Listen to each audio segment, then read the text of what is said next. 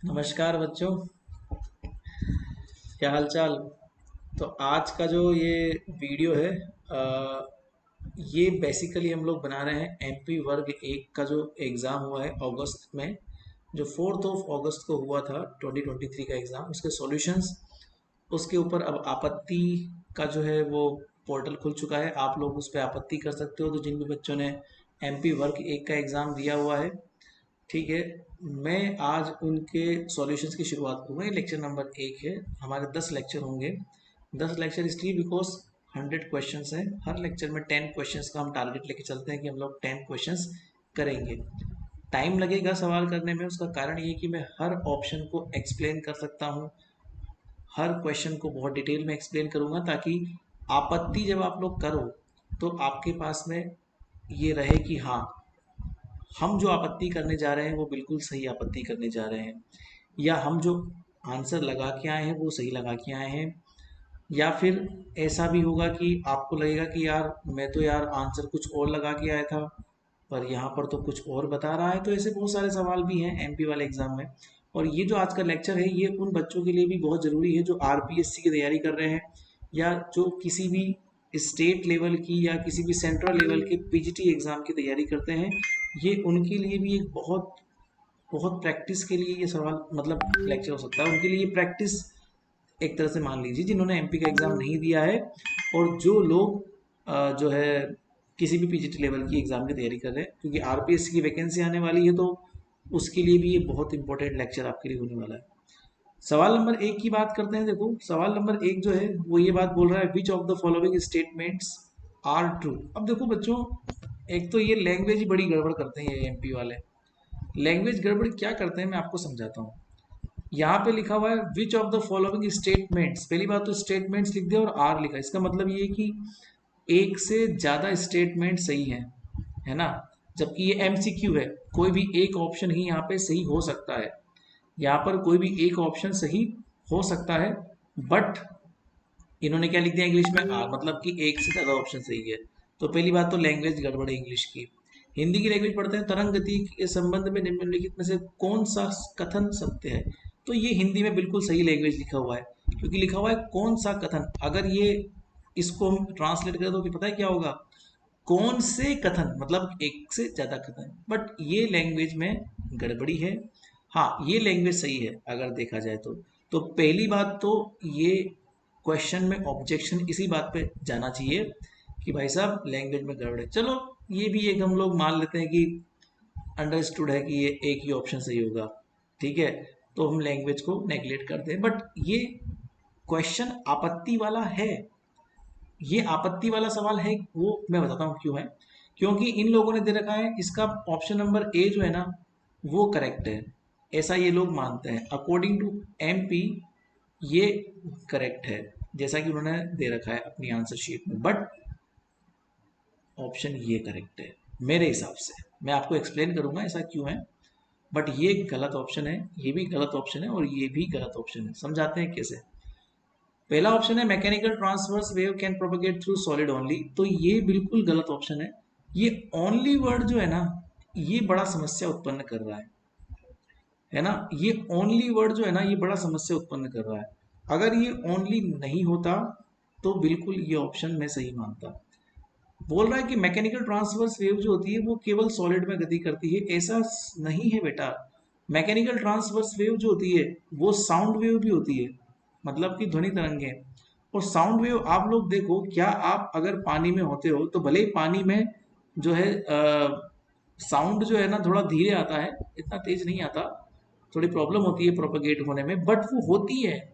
तो ऐसा नहीं है कि लिक्विड में नहीं होती, बिल्कुल लिक्विड में भी होती है। मतलब द्रव में, पानी में आप साउंड वेव को प्रोपेगेट कराओ ध्वनि तरंगों को तो वो कर सकती है। हिंदी में पढ़ते हैं तो यांत्रिक अनुप्रस्थ तरंगे केवल ठोसों में गमन करती है, तो मतलब कि इंग्लिश हिंदी सही है। ये केवल वर्ड गलत है यहाँ पे, ये केवल नहीं होना चाहिए। हाँ, ठोसों में भी गमन करती है, बिल्कुल ये सही ऑप्शन होता। में भी अगर लिखता तो सही होता, बट ये केवल लिख रहा है और यहाँ पे ओनली लिख रहा है, इसका मतलब हम ये मानेंगे कि ये जो ऑप्शन है ये थोड़ा गड़बड़ है, ऐसा मैं मान सकता हूँ। तो बच्चों ऐसा मानना ही पड़ेगा कि ये ऑप्शन गलत है। ऑप्शन बी देखते हैं। Longitudinal waves can propagate through vacuum, मतलब अनुदैर्ध्य तरंगे निर्वात में गमन करती है। बिल्कुल करती है, ये एकदम सही ऑप्शन है बेटा। ऐसा नहीं है कि वो नहीं करती है। एक्चुअली लॉन्गिट्यूडनल वेव जो होती है ना, लॉन्गिट्यूडनल मतलब अनुदैर्ध्य तरंगे निर्वात में बिल्कुल गति कर सकती है बेटा, बिल्कुल गति कर सकती है, ठीक है ना। क्योंकि लॉन्गिट्यूडनल वेव्स का एग्जांपल साउंड वेव से भी होता है, साउंड वेव भी लॉन्गिट्यूडनल वेव होती है और वो बिल्कुल वैक्यूम में गति करती है ना। तो इसमें कोई रिक्वायरमेंट नहीं है। They are pressure waves and do not require a medium to travel. समझ में आ रहा है? दे आर प्रेशर वेव्स, मतलब कि ये दाब तरंगे भी होती है और इनके लिए बिल्कुल ऐसी रिक्वायरमेंट नहीं है कि इनको मीडियम चाहिए ही चाहिए, ये निर्वात में भी गति कर सकती है।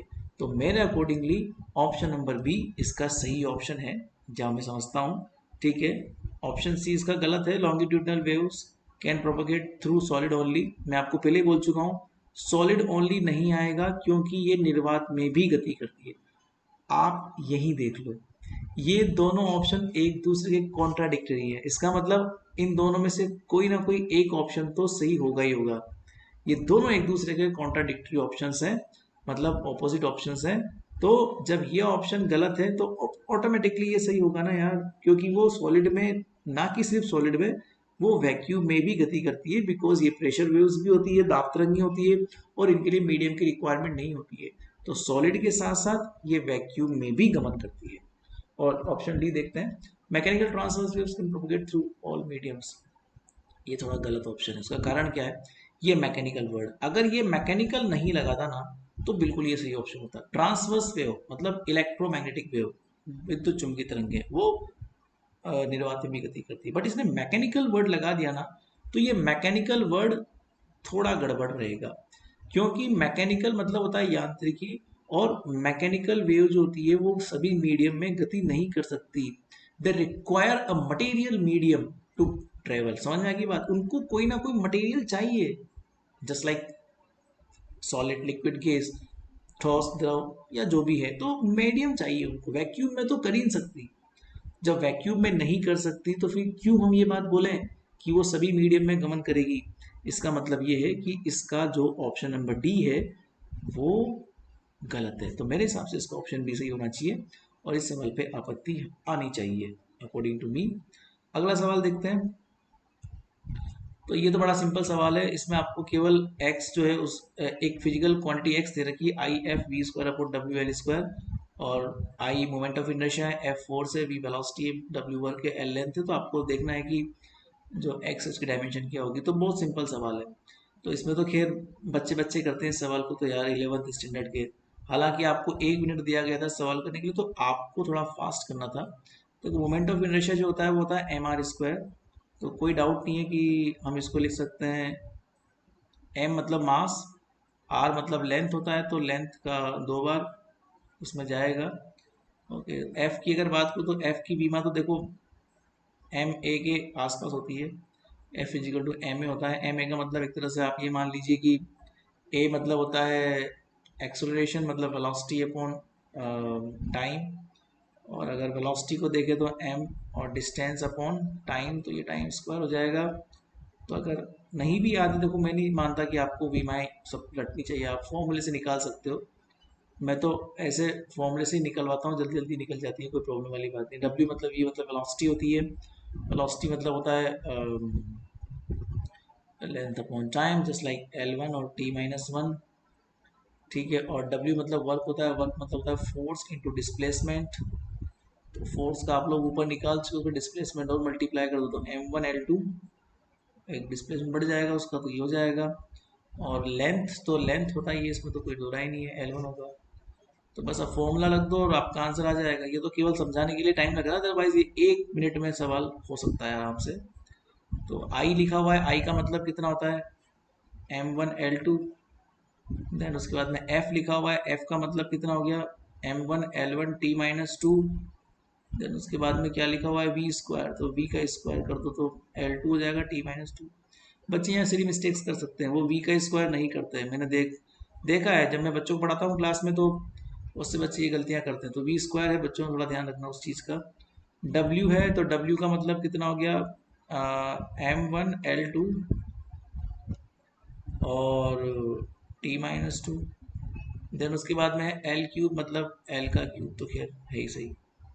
तो हम काट दें तो L से L गया, M से M गया, T-2 से T-2 गया। अब जो बचा M उसको लिख दो, तो एक तो M1 बच रहा है ये वाला।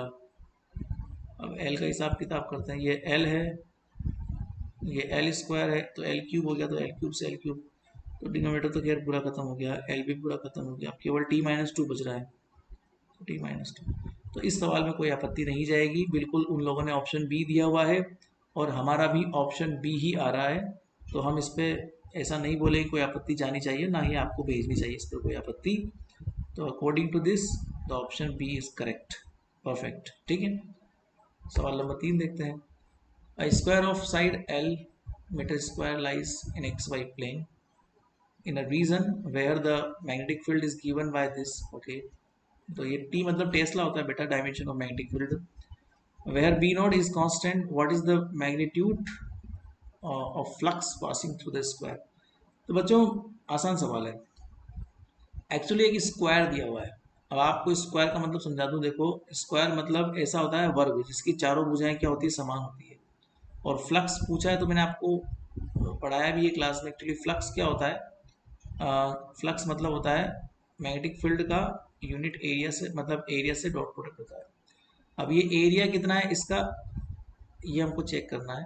तो इसने बोला है कि इसकी भुजा जो है वो एल है, तो एरिया और एक्स वाई प्लेन में, तो एक्स वाई प्लेन का डायरेक्शन हमेशा जेड में होता है, तो इसका जो एरिया का डायरेक्शन हो जाएगा ना बेटा, वो हो जाएगा एल स्क्वायर, मतलब भुजा इंटू भुजा, और डायरेक्शन हमेशा के केप में होगा बिकॉज जेड डायरेक्शन होता है इस सरफेस का। बी आपको ऑलरेडी दिया हुआ है, बी आपको क्या दिया हुआ है, बी नॉट और 2 i कैप। तो ये तो खैर 15 सेकंड में होने वाला सवाल है, 15 सेकंड में इसका आंसर आ जाएगा अगर आप लोग करने बैठोगे तो ढंग से। ठीक है, इसमें इतना सोचना ही नहीं है। बच्चे बोल रहे थे कि मतलब ये लंबे लंबे सवाल हैं, बट हाँ कुछ सवाल लंबे हैं, बट कुछ सवाल देखते ही करने वाले हैं, तो बस इसको आप लोग, आपको पता है डॉट निकालना है तो क्यों बार बार पूरा लिखना। आपको पता है डॉट निकालना है तो केवल सेम वाले ही डॉट निकलते हैं ना, तो के केप के साथ डॉट निकलेगा, तो बाकी लिखने की जरूरत ही नहीं है, क्यों लिखे हम लोग। सो 4 बी नॉट, क्योंकि बी नॉट तो आएगा ही आएगा, के केप डॉट के केप तो 1 हो जाएगा, 4 बी नॉट L² आ जाएगा। ये आपका फ्लक्स होगा, ये तो उसने पूछा है फ्लक्स ऑप्शन। और फ्लक्स की डायमेंशन वेबर होती है, वो आपको पता ही है, वेबर में आंसर दिया हुआ है। So option D is correct option, and इसका आंसर ऑप्शन डी ही दिया हुआ है। तो मुझे कोई आपत्ति नहीं है इस ऑप्शन में, आई होप आपको भी कोई आपत्ति नहीं होनी चाहिए इस सवाल में। ठीक है, ओके, अगला देखते हैं। हाँ एक और चीज़, हिंदी इंग्लिश का जरूर देख लेना बेटा, बिकॉज बहुत सारे सवाल ऐसे थे जिसमें हिंदी इंग्लिश की लैंग्वेज नहीं मैच कर रही थी, तो हो सकता है वो सवाल डिलीट हो, आई डोंट नो, क्योंकि होते हैं ऐसा, जब लैंग्वेज मैच नहीं करती है तो सवाल डिलीट हो सकता है। तो एक बार देखते जाइएगा, एक भौतिक राशि एक्स है, निम्न डब्ल्यू का वेग। हाँ तो ठीक है, ये सही है, इसका लैंग्वेज पढ़ लो। एक्स वाई तल में किसी प्रदेश में जहाँ चुंबकीय क्षेत्र टी है, कोई वर्ग रखा है, इस वर्ग क्योंकि कुछ दब रहा है यहाँ पे डायमेंशन, तो वो इसने क्या है, वर्ग की लेंथ जो है ना वो एल मीटर दे रखी है।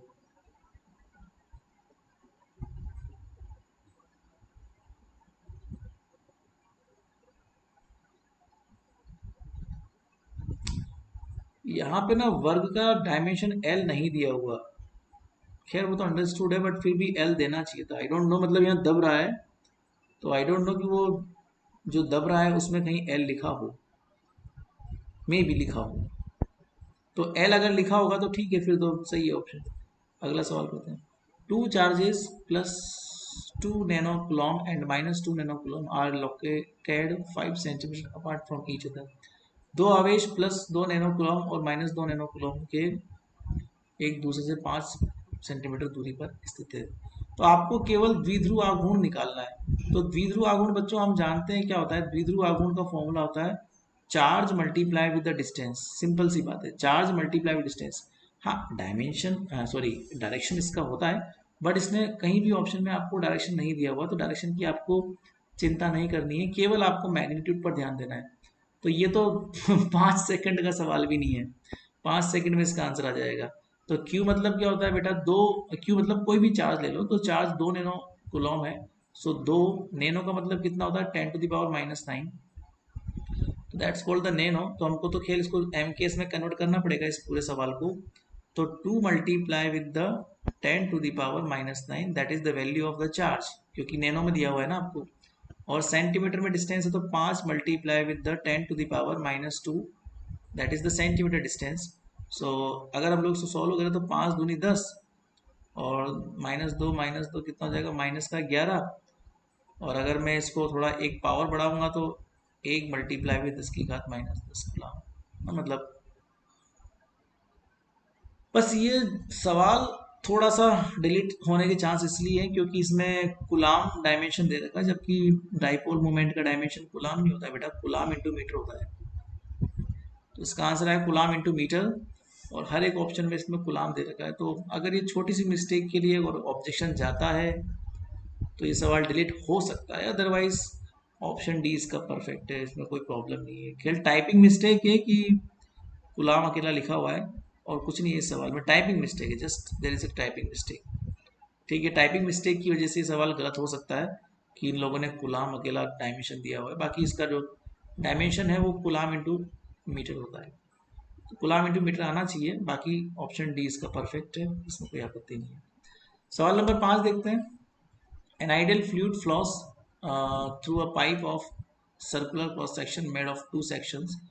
तो ये तो 11th का बहुत फेमस सवाल है, फ्लूइड से संबंधित सवाल है। ऐसे एक पाइप दे रखा है आपको, इसमें 2 सेक्शन है, डायामीटर जो है 2.5 सेंटीमीटर एंड 3.75 सेंटीमीटर है। मतलब कि जो मोटाई वाला हिस्सा है वो 3.5 सेंटीमीटर का है, और जो छोटा वाला हिस्सा है वो कितना है, बर्नौलीज थ्योरम में एक बहुत बहुत फेमस सा इक्वेशन है, उससे हो जाएगा।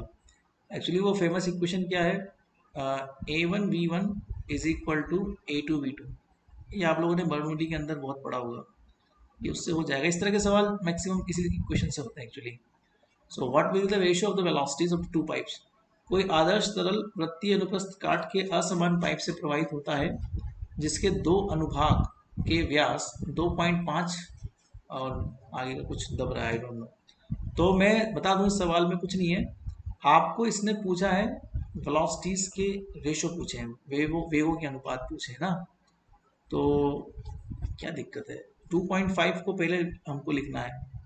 ठीक है, तो ए बराबर देखो, इसका जो क्रॉस सेक्शन एरिया होता है वो होता है πr²। So cross section area πr1², velocity v1 बराबर पाई, ये भी 15 सेकंड का सवाल है। 15 सेकंड का क्वेश्चन है ये, ठीक है, ओनली 15 सेकंड का, कुछ नहीं करना इसमें, ये करना है और ये V2 हो जाएगा, पाई से पाई कैंसिल हो जाएगा बेटा। और इसने पूछा है V1/V2 का रेशो पूछा हुआ है, तो आप सिंपली क्या लिखेंगे, R1/R2 की पावर 2, सिंपल है। तो R1 जो है पहला वाला रेडियस है, पहला वाला रेडियस क्या है, 2.5 सेंटीमीटर है ना, तो सेंटीमीटर वो तो खैर रेशो है तो कोई बड़ी बात नहीं, कट जाएगा रेशो। तो ये हो गया आपका वेलोस वो डायमीटर था, उसको मैंने क्या करा, रेडियस में चेंज कर दिया। दोनों डायमीटर है ना, तो डायमीटर को रेडियस में चेंज करना पड़ेगा ना। तो 3.75/2 का होल स्क्वायर। तो बस इसमें अगर थोड़ा सा टाइम लगेगा तो कैलकुलेशन में लगेगा, मतलब कैलकुलेशन का मतलब ये हुआ बेटा, थोड़ा सा आपको ये सोचना पड़ेगा इस चीज़ के बारे में। सॉरी सॉरी माई मिस्टेक, मैंने कुछ उल्टा कर दिया। एक्चुअली ये R2/R1 होगा, यही सिली मिस्टेक्स दिक्कत देती है ना, एग्ज़ाम टाइम में ये सबसे होती है। ठीक है, तो ये थोड़ा उल्टा कर दिया मैंने। तो ये डायमीटर में बाई टू तो खैर कट जाएगा, उसकी कोई प्रॉब्लम नहीं है। तो वो डायमीटर का आप कन्वर्ट कर देना सेंटीमीटर में, सॉरी डायमीटर का रेडियस में कन्वर्ट कर दोगे तब भी बाई टू आएगा। तो वो 3.75/2 एंड 2.57/2, वो तो बाई टू से बाई टू कट जाएगा, उसका होल स्क्वायर आएगा ना। तो ये पॉइंट से पॉइंट कट जाएगा, पर ऐसा भी कोई बड़ा इशू नहीं है। 25 का पहाड़ा आपको आना चाहिए, क्योंकि अगर ये हम लोग ऐसा लिख सकते हैं, ऐसा करके लिख सकते हैं ना, 2 पॉइंट ये। तो अगर 25 का पहाड़ा आपको आता है तो आपका काम बन जाएगा। और 25 से अगर हम लोग डिवाइड करेंगे तो ये 25 से कम 25, और 25 के अलावा 25 से कम 25, और ये कितना हो गया, बचेगा 12। 25 पंजे 125, और ये 25 25 10। अब 5 का पहाड़ा आपको आता है, 5 तिया 15, 5 दूनी 10, इनका स्क्वायर तो 3 तिया 9, 2 दूनी 4, तो 9 बाई। तो कोई प्रॉब्लम नहीं है, इस सवाल में कोई आपत्ति नहीं है। इसका हमने सॉल्व कर लिया। ऑप्शन नंबर जो है डी इसका आंसर आ रहा है, तो इसमें कोई आपत्ति वाली कोई बात नहीं है। ठीक है, अगला है light of frequency 7.21 multiply with 10 to the power 14 hertz is incident on a metal surface. Electrons with the maximum speed of 6 point something are injected from the surface. What is the threshold frequency of the photo emission? इस सवाल में time लग सकता है, इसमें calculation होगा बेटा। ये सवाल थोड़ा लेंदी हो सकता है आपके लिए, मतलब 1 मिनट के लायक तो ये सवाल नहीं है, ये मैं श्योर बोल सकता हूँ। अब कैसे करना है थोड़ा समझाते हैं आपको। एक्चुअली एक इक्वेशन काम करती है, आपको खैर पता होगा। H nu is equal to क्या होता है, थ्रेशोल्ड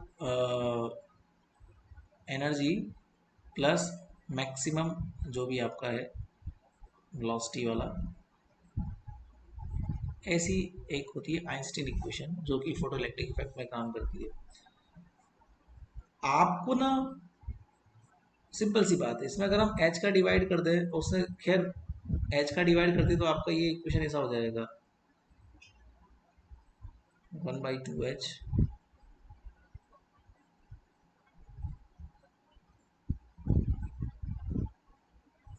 ठीक है। आपको उसने ये पूछा है new node, threshold frequency, Delhi आवृत्ति। हिंदी में तो खैर ये कट रहा है सवाल, तो मैं इसको ज़्यादा कुछ समझ नहीं पाऊंगा। तो nu naught is equal to कितना हो जाएगा, nu minus 1/2h M V max. Okay, तो इलेक्ट्रॉन की बात की तो थोड़ा सा लेंथी सवाल इसीलिए बन जाता है, क्योंकि अब आपको करनी पड़ेगी इसमें कैलकुलेशन। न्यू नोट तो दे रखा है, लाइट ऑफ फ्रिक्वेंसी, फ्रिक्वेंसी कितनी रखी उसने, 7.21। डायमेंशन भी देख लो, हर्ट्स में है तो हर्ट्स न्यू का ही डायमेंशन होता है। तो ये हमारे पास ये है माइनस 1/2, सब कुछ एम केस में तो 6.623 10⁻34 करके इसका वैल्यू होता है एच का, जिसे प्लांक कांस्टेंट बोलते हैं। मास ऑफ इलेक्ट्रॉन होता है 9.1 10⁻31। ये सवाल एक्चुअली बाद में करने लायक सवाल था, बड़ा टाइम कंज्यूमिंग सवाल है। और v का वैल्यू आपको दे रखा है, आपको 6 मल्टीप्लाई विद 10⁵ का होल स्क्वायर। तो बच्चों आपको देखो एक आइडिया तो ये लग जाएगा कि 10⁻14 से आपको माइनस करना है।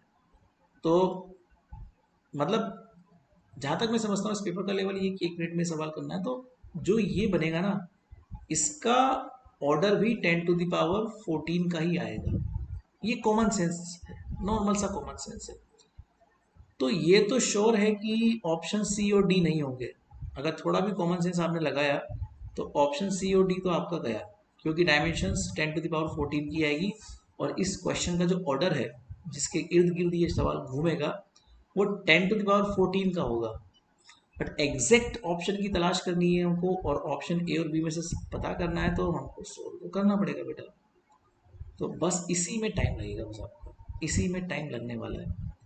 तो देखना, अब ये पहले तो पावर्स का हिसाब किताब कर लेंगे, और तो क्या करें।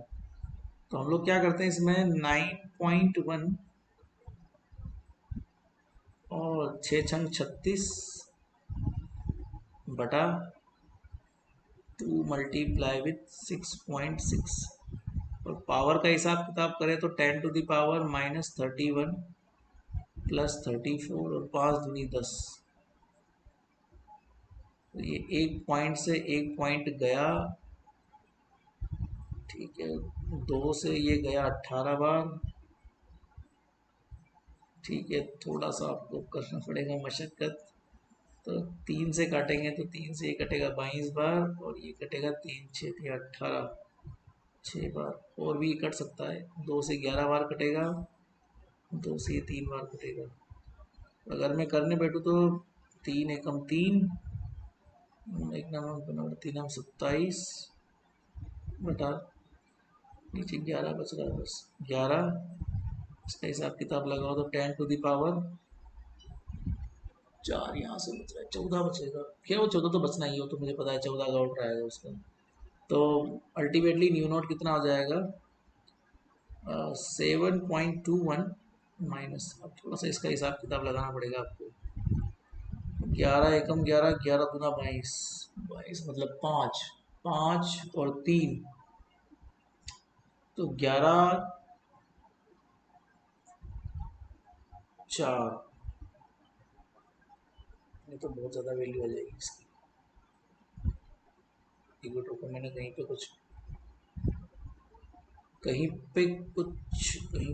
कुछ पावर की गड़बड़ तो नहीं कर दी। -31 -34 +34,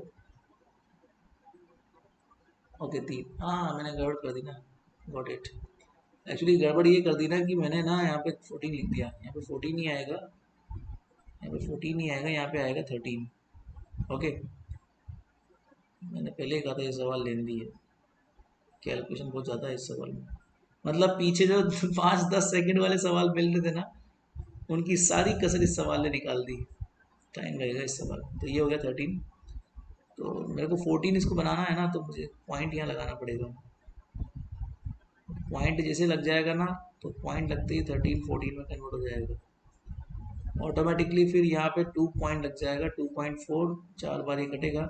मैं रफली कर रहा हूँ इसलिए मैं बस एक बार ही सोल्व करूँगा इसको, आगे की मैं पॉइंट्स कैलकुलेट नहीं करूँगा। 7 में से 4 ढाई गए तो 7 तो बचने से रहा। देखो, अगर आपको इस सवाल को 5 सेकंड में करना है ना, तो एक सिंपल तरीका है। मैं अगर करूं इस सवाल को तो मैं इतना, ये तो मैं आपको खैर सोल्व करवा रहा हूँ इसलिए मैंने आपको एग्जैक्ट सॉल्यूशन बता दिया इसका, ये आएगा और वो आ भी रहा है। खैर उसमें कोई आपत्ति नहीं है, ऑप्शन बी इसका परफेक्ट है, इसमें कोई ऑब्जेक्शन नहीं जाना चाहिए। बट लिटरली अगर मैं आपको बताऊं ना, मैं इसको सोल्व करने बैठूँ ना बेटा, तो मेरे को ये बात पता है कि से 10⁻14 का ऑर्डर आएगा, तो दो तो ऑप्शन पहले गलत हो गए। पहला ऑप्शन 7.21 है, तो ये तो कॉमन सेंस है कि ये एक पॉजिटिव नंबर है, और अगर ये पॉजिटिव नंबर है तो ये 7.21 से कम ही आएगा। 7.21 तो ऑलरेडी है ना, तो कुछ चीज़ माइनस हो रही है तो 7.21 से कम ही आएगी ना, तो 4.738 क्यों नहीं आएगी। तो क्यों इतना कैलकुलेशन करना, 5 सेकंड में ये सवाल हो रहा है इस इक्वेशन से, और ये आपको क्लियरली लिख रहा है कि फोटोइलेक्ट्रिक इफेक्ट का सवाल है, तो क्यों नहीं होगा ऐसा। तो खैर मैंने कर दिया इसको पूरा सॉल्व, तो आप लोग देख लेना, आपत्ति नहीं आनी चाहिए। सही ऑप्शन है इसका मेरे हिसाब से, हर्ट्स में ही इसकी यूनिट है, तो कोई प्रॉब्लम भी नहीं है। हिंदी इंग्लिश का आप लोग देख लेना, मतलब मुझे नहीं पता क्योंकि मेरे पास जो सवाल आया है उस सवाल में हिंदी कट के आई है, तो आई डोंट नो, तो इंग्लिश में ही मैं इसको सॉल्व कर पा रहा हूँ। अगला सवाल है सवाल number 7, a radio active material do never emit, मतलब एक रेडियो एक्टिव सक्रिय पदार्थ उत्सर्जित क्या नहीं करता है। तो मेरे हिसाब से जो उन्होंने दिया वो बिल्कुल सही ऑप्शन है, इलेक्ट्रॉन नहीं करता है। देखो एक्चुअली क्या होता है, बीटा माइनस भी एक इलेक्ट्रॉन की तरह बिहेव करता है, बट ये इलेक्ट्रॉन नहीं होता। बट हाँ कहीं कहीं पे इसको इलेक्ट्रॉन बोल देते हैं, इसलिए इसने स्पेसिफाई क्लेरिफाई किया हुआ है अराउंड द न्यूक्लियस, मतलब वो इलेक्ट्रॉन की बात चल रही है जो न्यूक्लियस के बाहर घूमता है, तो बिल्कुल वो रेडियो एक्टिव नहीं है। देखो रेडियो एक्टिव मतलब जहाँ अल्फा बीटा गामा ये सब निकलते हैं वो रेडियो एक्टिव एलिमेंट्स कहलाते हैं। न्यूट्रल पार्टिकल, बिल्कुल न्यूट्रल पार्टिकल निकालता है। कैसे निकालता है मैं समझाता हूँ आपको। देखो जब बीटा इमिशन होता है ना, उसके साथ तो हमेशा एक न्यूट्रिनो निकलता है, और न्यूट्रिनो एक न्यूट्रल पार्टिकल है, तो हम बोल सकते हैं कि न्यूट्रल पार्टिकल निकलता है। ठीक है, चार्ज पार्टिकल बिल्कुल निकलता है। अल्फा एक चार्ज पार्टिकल है जिसपे दो पॉजिटिव चार्ज होते हैं, बीटा एक चार्ज पार्टिकल है जिसपे पॉजिटिव चार्ज भी होता है नेगेटिव चार्ज भी होता है, तो चार्ज पार्टिकल निकालता है। इलेक्ट्रोमैग्नेटिक इमिशन बिल्कुल करता है, बिकॉज गामा जो होती है ना वो इलेक्ट्रोमैग्नेटिक वेव होती है, विद्युत चुंबकीय तरंग होती है, तो बिल्कुल न्यूक्लियस के अंदर से हमेशा गामा निकल सकती है। अल्फा बीटा के बाद हमेशा गामा निकलती है, तो निकलता है। हाँ, इलेक्ट्रॉन कभी नहीं निकलता, और खासकर वो इलेक्ट्रॉन जो कि न्यूक्लियस के अलाउंड रोटेट कर रहा है, तो ये तो खैर एक फैक्ट वाला क्वेश्चन है, सीधा सवाल है, ठीक है। Okay, so for which of the following does the centre of mass lies outside the body? Short put मतलब कि गोला, गलत जवाब है इसका। तो खैर गोला आप जानते हो ना, गेंद मान लो, खाली गोला तो बोल नहीं रहा हूँ, भरा हुआ गोला है। तो भरे हुए गोले में वॉल्यूम में मास डिस्ट्रीब्यूट होता है, और उस मास के ही अंदर, उस बॉडी के ही अंदर, मास बॉडी के अंदर होता है सेंटर ऑफ मास उसका। तो हम ये नहीं बोल सकते कि बॉडी के बाहर है उसका मास, क्योंकि बॉडी मतलब मास, मास है, उस सेंटर ऑफ मास के ऊपर मास है। ओके, तो गोला तो नहीं होगा। चूड़ी, बैंगल मतलब कि सर्किल, बिल्कुल। सर्किल का मास केवल सरकमफेरेंस पे होता है, परिधि पे होता है, बीच में कोई मास नहीं होता। बावजूद इसके सेंटर ऑफ मास उसका अंदर की तरफ होता है। मतलब कि जो ये बॉडी है, बॉडी मतलब क्या है, यही तो बॉडी है। क्या आपका सेंटर ऑफ मास इस बॉडी में कहीं पे दिख रहा है? नहीं, बॉडी के बाहर है। बाहर मतलब कि ऐसी जगह है जहाँ पे मास नहीं है। तो इसका आंसर चूड़ी ही आएगा, बैंगल बिल्कुल सही जवाब है। मुझे नहीं लगता कोई आपत्ति इस पे जानी चाहिए। डिस्क में क्या होता है बेटा, डिस्क भी एक सर्किल ही होता है, बट डिस्क में अंदर की तरफ मास भरा होता है। तो इसलिए जो सेंटर ऑफ मास उसका बीच में होता है, वो मास के अंदर ही होता है, ठीक है। पेंसिल की अगर बात करें, तो पेंसिल जो होती है उसका भी सेंटर ऑफ मास यहीं पे कहीं पे होता है। तो जहां पर भी होता है वहां मास होता है पेंसिल। पेंसिल मतलब एक तरह से भरा हुआ सिलेंडर। तो भरा हुआ सिलेंडर एक पेंसिल को रिप्रेजेंट करता है, और पेंसिल मेरे हिसाब से जो मास है वही मास। कहने का मतलब सिंपल सा है कि मास के अंदर सेंटर ऑफ मास है। सेंटर ऑफ मास जहाँ है वहाँ परफेक्टली मास है। तो इसलिए बॉडी के अंदर ही है मास, तो पेंसिल के अंदर भी वो होगा, नो डाउट। नेक्स्ट क्वेश्चन बच्चों यंग मॉडुलस वाला है, और मेरे हिसाब से इस सवाल में आपत्ति जानी चाहिए, ठीक है ना। क्यों जानी चाहिए? क्योंकि मैं आपको सॉल्यूशन करके दिखाऊंगा इस सवाल का, दैट्स वाई। इसका ऑप्शन डी सही होना चाहिए, बट जो आंसर की में आया है ऑप्शन, वो ऑप्शन सी सही आया है। और आप खुद देखो, आपत्ति तो 100% जाएगी इस सवाल में। उसका कारण क्या है कि ऑप्शन सी और ऑप्शन ए सेम है, बस दो से दो कैंसिल कर दो, आंसर वही है। तो ऑप्शन ए और ऑप्शन सी यहाँ पर सेम है, और सेम ऑप्शन होने की वजह से ये सवाल डिलीट होगा, क्योंकि किसी भी क्वेश्चन के दो ऑप्शन सेम नहीं हो सकते। बट चूंकि इसका आंसर डी है, इसलिए इसको डिलीट नहीं होना चाहिए था, बट इन्होंने वापस सी ही दिया है, इसलिए डिलीट तो होना चाहिए सवाल। मैं आपको सॉल्व करके दिखाता हूँ कि ये सवाल आखिर आएगा कैसे। देखो, एक्चुअली इसने बोला है कि एक कोई वायर है जिसका जो क्रॉस सेक्शन एरिया है वो ए है। तो ये मान लीजिए वायर है, इसको हम एक्स डिस्टेंस तक स्ट्रेच करते हैं। तो ऑब्वियसली बात है, जब कोई भी वायर को स्ट्रेच करते हैं तो वो अपने अंदर एक कोई पोटेंशियल एनर्जी सेव करता है, मतलब उसकी एनर्जी में चेंज होता है, वो वर्क डन के बराबर होता है। तो हुक्स लॉ ये बात बोलता है, according to the Hooke's law the work done for stretching any wire, किसी भी वायर को खींचने में या एक्स डिस्टेंस तक खींचने में जो भी वर्क होता है वो उसकी पोटेंशियल एनर्जी के बराबर होता है। अब चूंकि F बराबर कितना होता है, माइनस के एक्स, जो भी हम जानते हैं, तो उसके करस्पॉन्डिंग U हमारे पास वही निकलता है, हाफ के एक्स स्क्वायर, और वही उसके वर्क डन के बराबर यहाँ पर काउंट होता है। अब जो एक रिलेशन होता है, देखो यंग्स मॉडुलस की बात इसमें आई है, तो यंग्स मॉडुलस से रिलेशन हमको निकालना पड़ेगा। के उसने किसी भी ऑप्शन में नहीं दिया हुआ है, इसलिए हमको कुछ भी करके के को कन्वर्ट करना पड़ेगा यंग मॉडुलस के अंदर। कैसे करेंगे समझाते हैं। तो वो यंग मॉडुलस जो होता है ना, बेसिकली क्या होता है मैं आपको समझा दूँ। यंग मॉडुलस मतलब होता है कि स्ट्रेस अपॉन स्ट्रेन। स्ट्रेस मतलब होता है तनाव, तनाव बल मतलब होता है एफ अपॉन ए एक तरह से, और तनाव एल के करस्पॉन्डिंग भी होता है। तो मैं अगर इसको निकालूं एरिया और के मध्य, जो भी मतलब आप लोग निकालते हो, तो के तो खैर मुझे हटाना ही है, एफ तो खैर कोई काम नहीं है। तो एफ बराबर तो माइनस के एक्स होता ही है, नो डाउट। तो अगर मैं एक बार के लिए मैग्नीट्यूड लूँ, माइनस माइनस तो खैर इसलिए होता है कि एक्स अगर इधर खींच रहे हो तो बल इधर लगता है, तो वो तो डायरेक्शन की वजह से होता है। बट अगर मैं मैग्नीट्यूड वाइज दूँ तो एफ बराबर के एक्स होता है, तो के एक्स अपॉन ए, और मतलब जो भी उसका लेंथ में वृद्धि वगैरह हुआ है, आई डोंट नो, तो लेंथ में जो वृद्धि होता है वो डेल्टा एल कहलाता है। और डेल्टा एल तो लेंथ में वृद्धि होता ही है, तो खैर वो वृद्धि जो है वो एक्स डिस्टेंस तक हम लोग कर रहे हैं, क्योंकि एक्स डिस्टेंस तक उसको आपने स्ट्रेच किया हुआ है ना, तो लेंथ में जो चेंज आएगा वो एक्स तक आएगा, जो एक्चुअल लेंथ है उसकी कैपिटल एल है। तो अगर देखा जाए तो एक्स से एक्स कट जाएगा, क्योंकि लेंथ में वृद्धि डेल्टा एल कहलाता है, लेंथ में चेंज। तो यहाँ से के निकल जाएगा वाई ए अपॉन एल। अगर मैं इस के का वैल्यू यहाँ रख दूँ तो किया गया कार्य मतलब द वर्क डन यहाँ पे निकल जाएगा, तो हाफ, और के का वैल्यू जो है वो कितना हो जाएगा वाई ए अपॉन एल, और ये जो है एक्स स्क्वायर टाइप का ये हो जाएगा। तो चेक कर लो कौन सा ऑप्शन है, तो मेरे अकॉर्डिंग तो ऑप्शन डी इसका सही ऑप्शन होना चाहिए, बट आई डोंट नो ये ऑप्शन जो है इन लोगों ने सी दिया हुआ है, तो आई थिंक इस पे ऑब्जेक्शन जाना चाहिए और इसका ऑप्शन डी सही आंसर होना चाहिए। और आज का लास्ट क्वेश्चन कर लेते हैं, क्योंकि आप लोग इतने सारे सवाल एक साथ बचा नहीं पाओगे, तो मैं भी धीरे धीरे सवाल सोल्व करूंगा। ठीक है, तो ये आपका आज का लास्ट क्वेश्चन है। In an atom two electrons move around the nucleus in a circular orbit of radii r and 2r. What is the ratio of the time taken by the to complete the one cycle? तो परमाणु है, दो electron है नाभिक के चारों ओर, R4 R3 जगह गोलाकार कक्षा में घूम रहे हैं।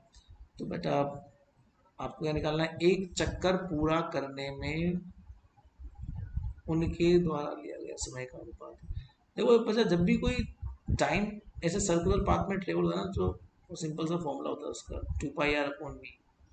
ये वेलोसिटी बराबर displacement upon distance upon time होता है। तो इसका डिस्टेंस अगर वो ट्रेवल कर रहा है 2πr, वो सर्कुलर ऑर्बिट में है, और टाइम वो एक पूरा टाइम पीरियड लेता है, तो टी के बराबर होगा। तो ये सिंपल सा एक फॉर्मूला होता है। अब आपको पता है कि बोहर मॉडल में आर और वी के रिलेशंस के बारे में, अरे आपको तो खैर बहुत पता है।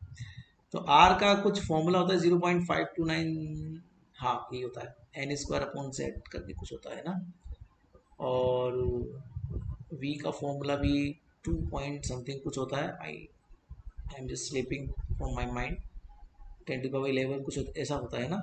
पर खैर उससे कोई फ़र्क नहीं, तो रेशो निकालना है, और z अपॉन एन करके ये कुछ होता है।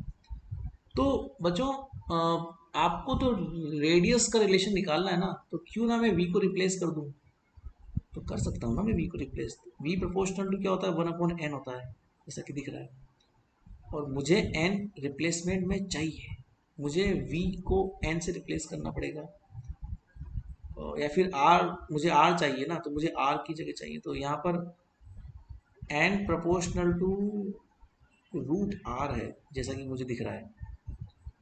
इसका मतलब कि v प्रोपोर्शनल टू 1/√r होगा, है ना। तो मैं इसको पूरी इक्वेशन को क्यों ना कन्वर्ट कर लूँ किसमें, r की फॉर्म में। सो t प्रोपोर्शनल टू जाएगा r upon v, v is what, that is 1/r, so 1/√r, so which is proportional to r to the power 3/2, that's all। अब वो r1 r2 त्रिज्या बोल रहा है, तो हम लोग कर देते टाइम पीरियड टेकन, निकाल लेते हैं। तो t1/t2 हमको अगर निकालना है, फटाफट से देख लो, तो इसमें क्या हो जाएगा, पहला तो आपका r है, दूसरा कितना है 4r है, इसके और 3/2, 3/2 पावर सोल्व करने का सिंपल तरीका होता है 1/2 मल्टीप्लाई विद द 1, तो ये और इसकी पावर लगा दो 1/2, तो ये हो जाएगा 1/4 multiply with the 1/2, that is 1/8, so we can say that the right option is option D। तो मुझे नहीं लगता इसको कोई आपत्ति जानी चाहिए, ये बिल्कुल सही ऑप्शन होगा मेरे हिसाब से 1:2। तो आज का काम खत्म होता है, 10 सवाल मैंने करवा दिए आपके। अब आप लोग कमेंट करके बताना कि अगर किसी ने एमपी का पेपर दिया हो तो उसके इन 10 में से कितने सवाल सही हैं। खैर नहीं बताओगे तब भी चलेगा, तो आपको तो बस आपत्ति देखनी है, तो मैंने जितनी आपत्ति मेरे हिसाब से बताई है वो परफेक्ट आपत्तियां हैं, ठीक है ना। तो wish you all the best for your भविष्य। बट हाँ, अगले 10 सवाल मैं कल लेके आऊँगा, तो कल हम मिलते हैं फटाफट से और नेक्स्ट 10 क्वेश्चंस करते हैं इसी से संबंधित। Bye bye.